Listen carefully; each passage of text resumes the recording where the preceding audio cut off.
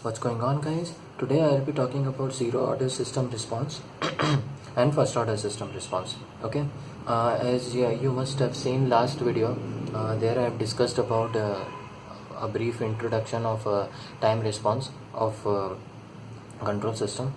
In this video I'll start from zeroth order, first order, then I'll go to second order and higher orders. Okay, so quickly I'll go to the page. So here you can see this is the transfer function, standard transfer function of zero order system, which is a constant gain.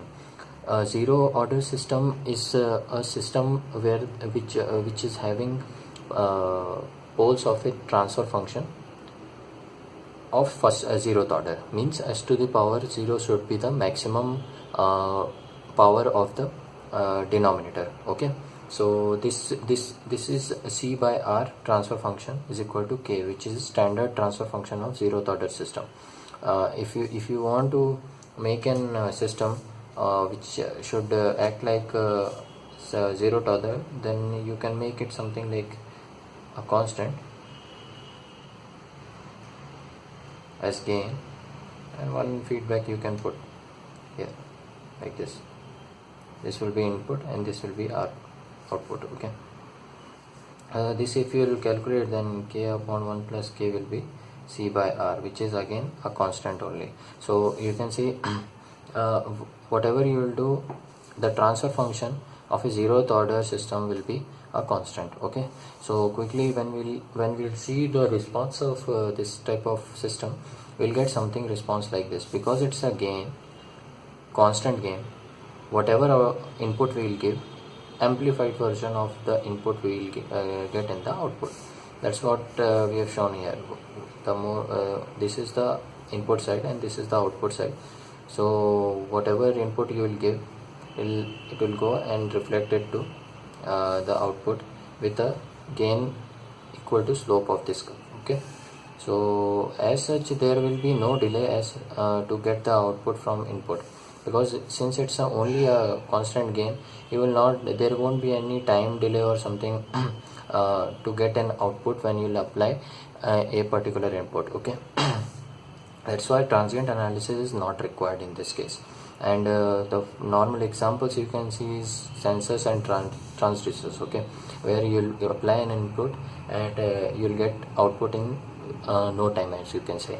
But where we apply transient analysis, where we get some delay, means some changes in response within a particular time period. Okay, so when a response goes from a particular initial value to the particular final value within a span of time, there we check out what changes it's occurring in the system response.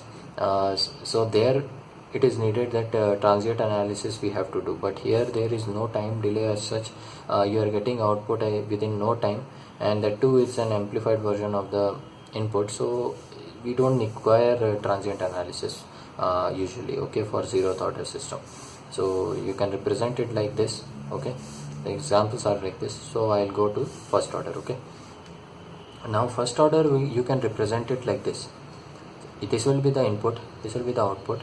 This is for unity feedback. Okay, negative feedback. This is my open loop gain. Okay, and you can write the transfer function as 1 upon s plus s tau, 1 upon 1 plus s tau. Okay, and this is the transfer function c by r. When you'll apply 1 by s input, first we will talk about 1 by step response only for the first order system, then I'll go to the impulse response, ramp response and parabolic response. Okay, first we'll deal with step response. So you can see this will be the transfer function.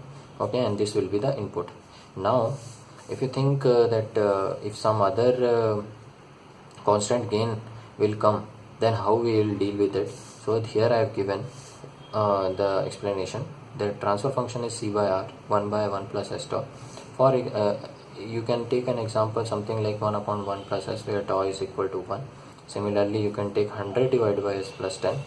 Here if I take 100 common, so it will become like this. Okay, and this will be k, my system gain. Okay, and this will be tau is equal to 0.1. So you can see you can convert it in form of this. Okay, whatever first order transfer function will be given, you can convert in this form. Okay, so ultimately we have to solve this. Okay, so now I am giving step input. So you'll use partial fraction extension, and you'll get 1 upon s minus tau divided by 1 plus s tau, which can be written in time domain as 1 minus e to the power minus t by tau. This will be the transient or natural response of the system. Okay, and this will be the steady state or forced response of the system.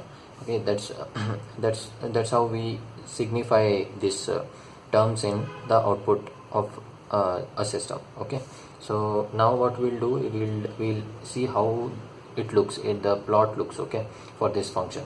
So here I've given some small explanation how to draw the graph. You can see e to the power at will be like this, e to the power minus aty will be like this, minus e to the power minus at will be like this, and if you'll add 1, you'll get something like this. So ultimately the output will be drawn like this. Okay, it will start from 0, it will go till 1. You must have seen final value and initial value theorem video. So from there you can calculate 1 and 0 as the initial and final value of this first order response. So this will be the graph of the output of first order system. Okay, that's how you will calculate all the time. So you can see this will be the output. Now we see some of the parameters which defines the first order response, and which will be helpful in designing the system of first order system. Okay, so I'll quickly go to that time domain parameters. So here I have given a zoomed version of output of first order system. So here you can see this is the curve, this is the initial value, final value. Okay, this can be different also, right? This may not be necessarily equal to 1. I'll talk about this maybe in an example I'll talk about. Okay, so this will be the graph. Now what parameters I want you to focus on is, we have this Ct is equal to this 1 minus e to the power minus t by tau. We'll write it as, at t is equal to tau, you can write it as 1 minus e to the power minus 1, which is 1 minus 0.37, which is 0.63. Okay, here I want you to focus on 1 upon 1 plus s tau, 1 upon tau if I'll take common.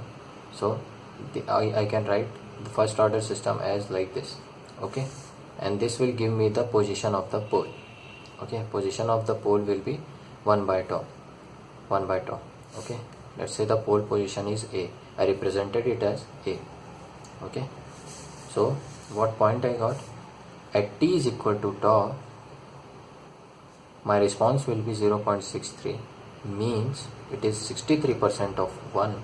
So tau is equal to, I can give a definition as time constant is a time where the response reaches 63% of its final value. So this we represent it as time constant. At t is equal to tau, the response reaches 63% of its final value. Then we call that time is equal to time constant of the system. Okay, and you can see here I have described about the pole position, and tau is equal to 1 by A. This is for first order. Okay, you can see here 1 by tau, I represented it as A. So I wrote it as tau is equal to 1 by A, and tau we know about this. Here in graph you can see this is the tau where it is reaches 63% of final value. Okay, so this is one parameter which is very important in time domain analysis. So you should better be clear with this time constant. Okay, and then for a natural response, this part which we had.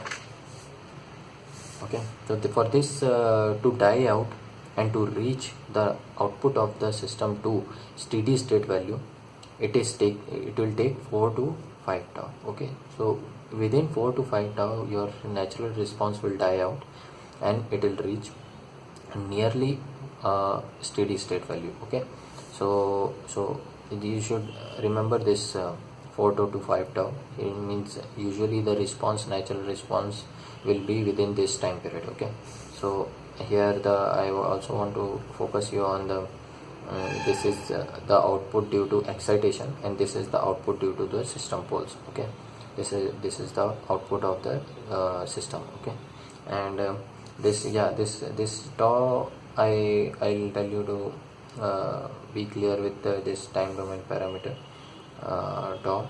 Okay, that will be useful in future also. And then another time period I want you to focus on is TR, rise time.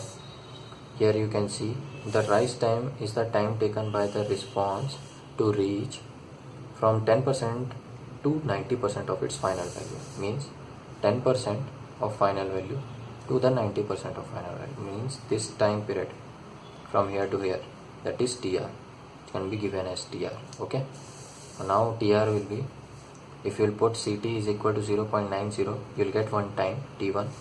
If you will put Ct is equal to 0.10, you will get time T2. If you will subtract both the times, you will get TR. Okay, TR will be 2.2 tau. Okay, here I want you to focus on tau. Okay, which we calculated here. Similarly, third one will be settling time.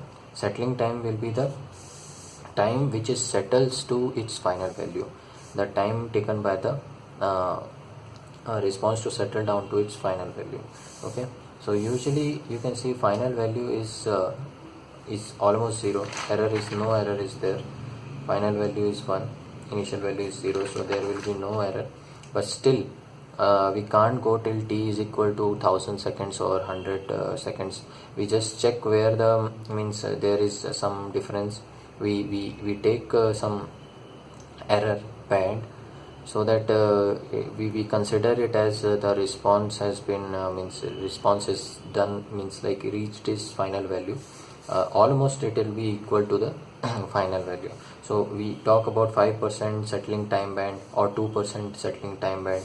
It means that will be the 2% error or 5% error we talk about. Okay, 5% error to reach means our response will reach to that point, and there will be 5% error with this final value. Okay, so like this we can take 5%, 2%, 3%, and we can calculate the time settling time corresponding to that settling time band. Okay, so here you can see for 5% you put 5% of final value, that is 0.95 is equal to 1 minus e to the power minus ts by tau, which is the output of the system, and you will get tau is equal to 3 tau. Similarly for 2% time band, 0.98 you will use, so you will get 4 tau. Okay, so this will be the settling time, means you will the response will nearly settles to its final value for 4 tau for 3 tau time.